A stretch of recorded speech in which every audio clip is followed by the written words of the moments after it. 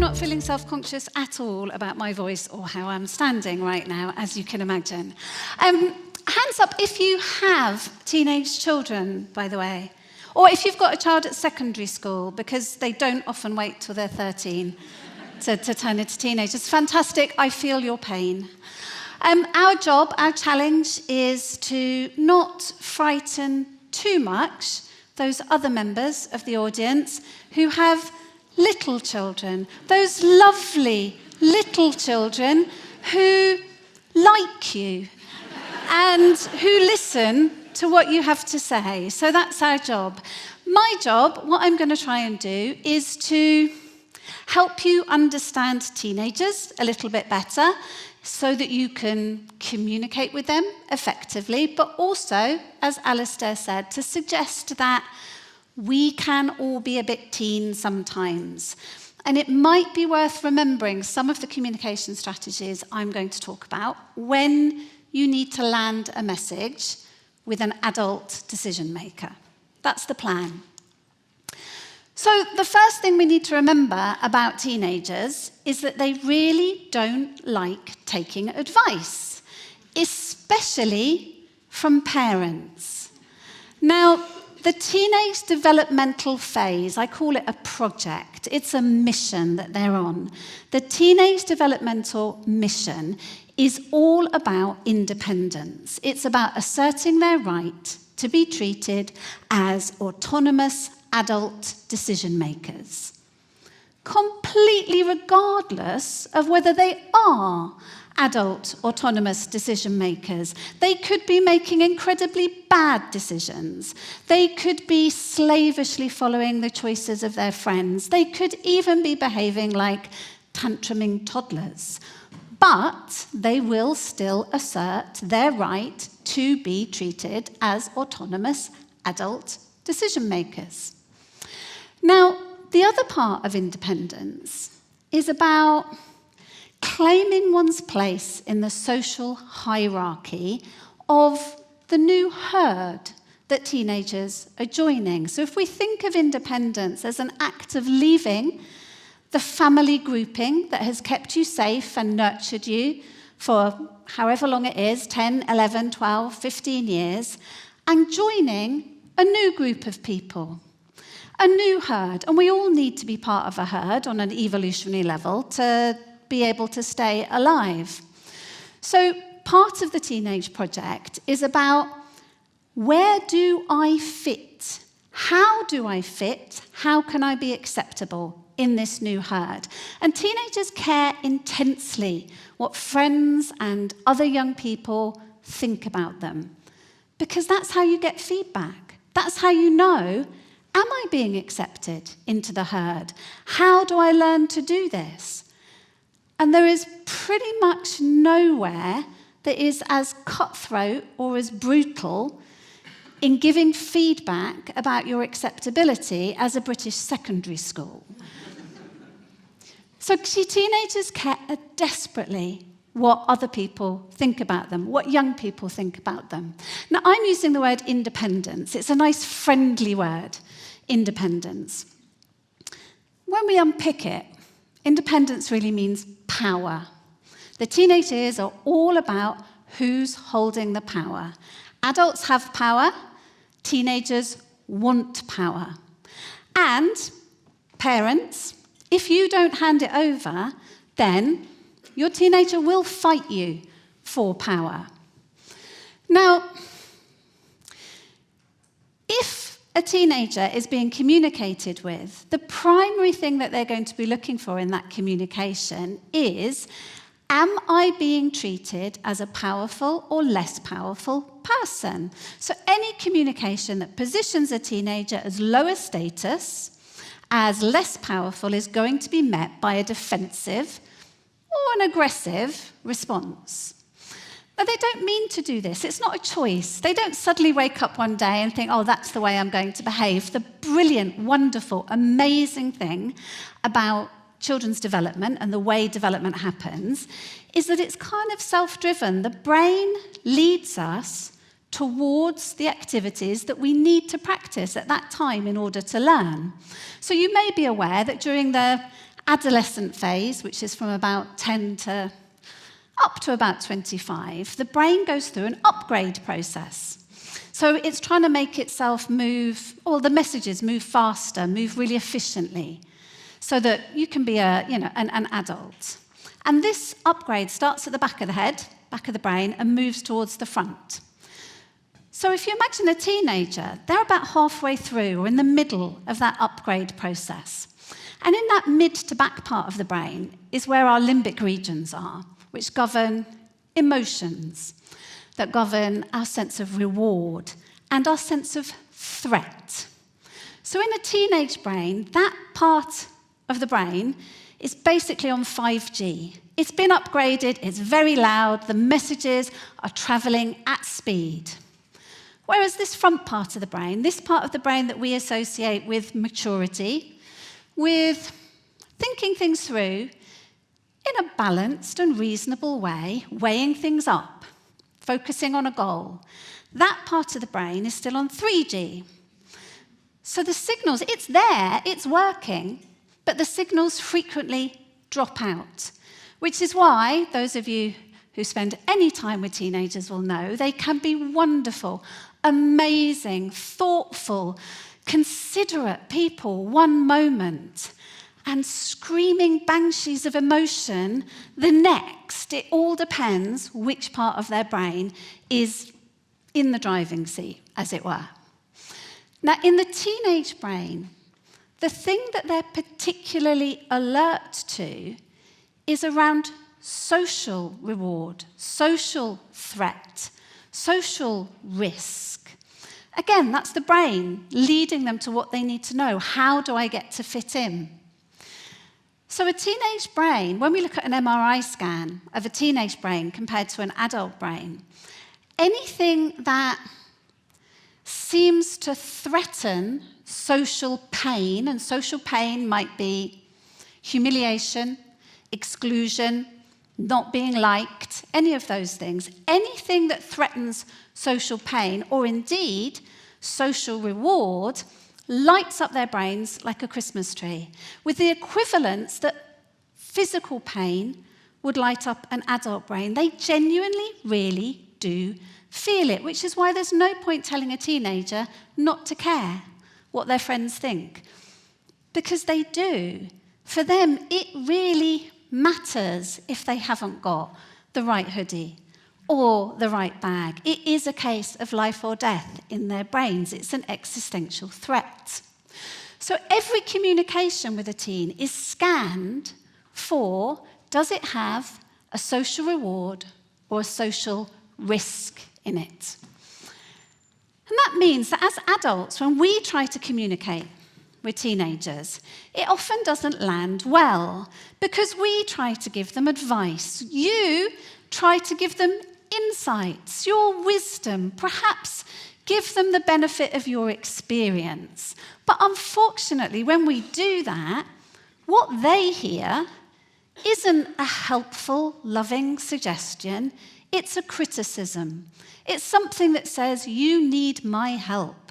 You're not equal status to me. You need me to help you. So when we're trying to help teens, very often what we find is that it lands in their brain as a threat or a criticism, which, to be fair, does make them quite prickly and difficult to help sometimes. Successful communication with a teenager is all about treating them as experts in their own lives. And they are experts in their own lives, are they not? I'm not a 14-year-old girl on Snapchat in a secondary school playground. They don't actually want our wisdom. They want to be treated as competent thinkers and doers, as I said, regardless of whether or not they are. In my book, I call this parenting forward. When we treat teenagers as the competent thinkers and doers, the mature young adults that we want them to become, they tend to rise to the occasion, and they tend to do that and behave in those ways. And also, because their brains are learning and our brains are plastic, they get better at doing those things, the more they practice. The more they practice decision-making, the more competent they become at it. But successful communication with teens is all about collaboration, co-creation. And remember, it's not collaboration or co-creation unless it's uncomfortable for you. Unless you're compromising, it's not really that you are collaborating. Teens don't want our wisdom, but what they do want is our empathy and our acceptance. They want from us to say, I see you. I see how you're feeling right now. I see what the world feels like to you right now. Just to hear them and to accept that their experience of reality where they are right now is valid. It's theirs, not to try and change that. So they want us to use those kind of reflective, empathetic listening skills. And if we do want to nudge our teenager in a direction, maybe towards a good decision, we have to use coaching and influencing skills, not telling them what to do, because telling them what to do will get a defensive response. And that means choosing language which circumnavigates that very threat alert brain. So, if you are communicating with a teenager, the temptation might be to say, well, this is what you need to do to fix this problem. What will work, no, I say will, what might work is more likely to work. It does depend on their mood. What's more likely to work is if you say, well, what have you tried so far? Have you got any ideas that might help? When we position them as experts, we don't say, I think you should do this. What we do say is, well, you will want to make your own decision. If it were me, I'd probably consider doing this, but have a think about it. Positioning them as the decision maker, in which we just have an opinion. And the last one there is my favourite. I can't believe you did that. Instead of that, saying that was a big call. How do you feel about it? What's your reaction to what's happened? So we need to use language that gets around that really defensive threat response. Now, hands up anybody who, as I was talking there, had pop into your head an adult in your life rather than a teenager. A few. And I would say that we can all get a little bit teen sometimes. And professional spheres and professional contexts can feel as brutal and as cutthroat and as unfair as that secondary school feels to a teenager. We can feel like we have that much at stake. Our professional world is also a herd that we're trying to assimilate into and be accepted by. So what can we learn from what I've said about teenagers when it comes to landing a message with an adult? So if you are experiencing what feels like unreasonable pushback from maybe you're trying to recommend a course of action or land a particular insight with an adult and you're getting what feels like unreasonable pushback, it is always worth asking which part of their brain is in the driving seat right now. Because if they're feeling threatened in some way, and if it's those limbic regions that are in charge, and that reasonable, rational, balanced part of their brain is not in the driving seat, there is absolutely no point using reasonable, rational, and balanced arguments, because you won't have any impact. It won't influence them in any way. You need to identify and reduce the threat level in whatever communication is happening, if that's the response that you're getting. And I think particularly if you're operating in a professional sphere where fear of getting it wrong is very high, you need to adapt your messaging and think about, how can I explore this person's viewpoint rather than arguing against it? How can I engage their expertise so they don't feel threatened by this conversation? How can I empathize so that they feel seen and they feel heard, so that we can reduce their sense of being attacked, despite the fact that attacking them is not what you're trying to do?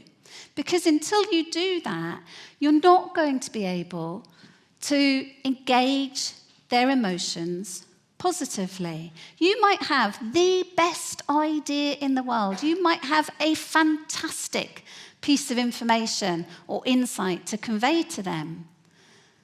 But unless you adapt your messaging, it just simply isn't going to land. Now, those of you who do have teenage children, I will be around and about during lunch. Do feel free. I do younger children as well. Feel free to come and pick my brains or just offload. I am a good listener, and I know how much we all need to do that. Those of you who've got perhaps questions that you are happy to share, remember, with the entire audience, this might be a good time to do them. Has anybody got questions or reflections on what I've just said? I've been very good. I came in on time. Can we get a microphone down here? Thank you.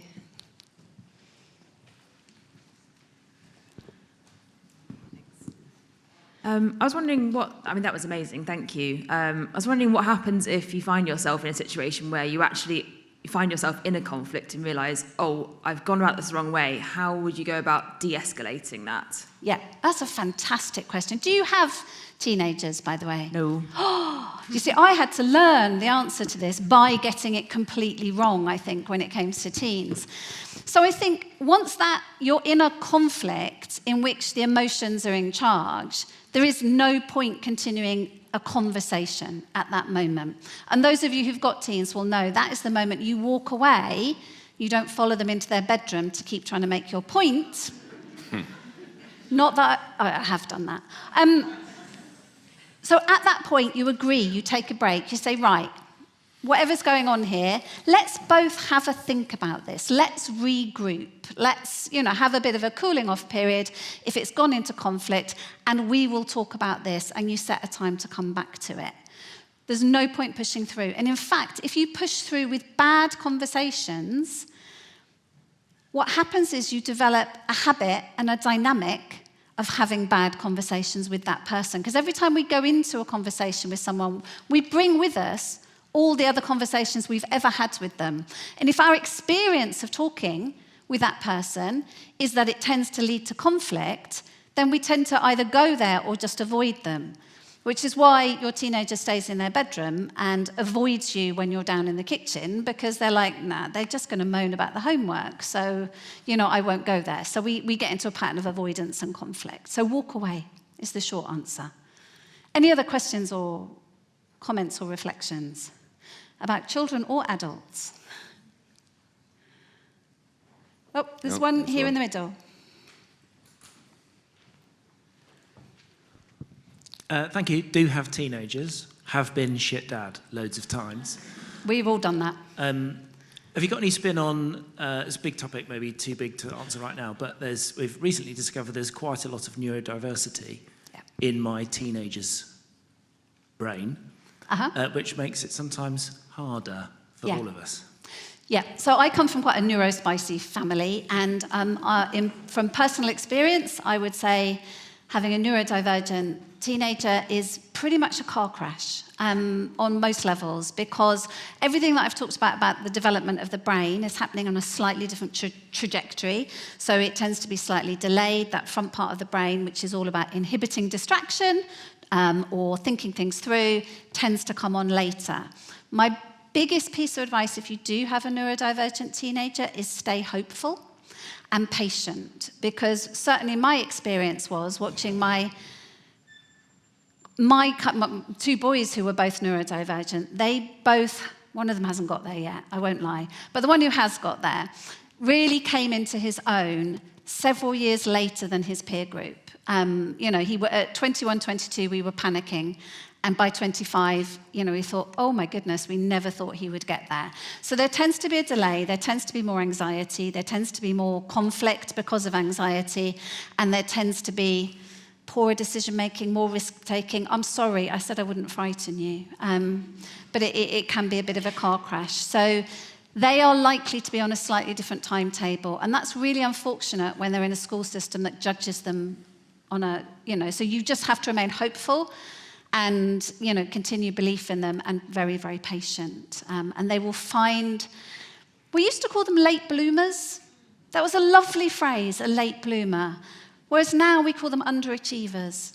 That's kind of where we are as a school society, but they often are late bloomers. I hope that's helpful. Oh, bless. Do you know what? I make people cry all the time. I'm so sorry. I think I'm quite a cheerful, upbeat person. But I do make a lot of people cry. So I'm sorry. I hope it was good tears. Thank you very much, Anita. That was brilliant. Thank you.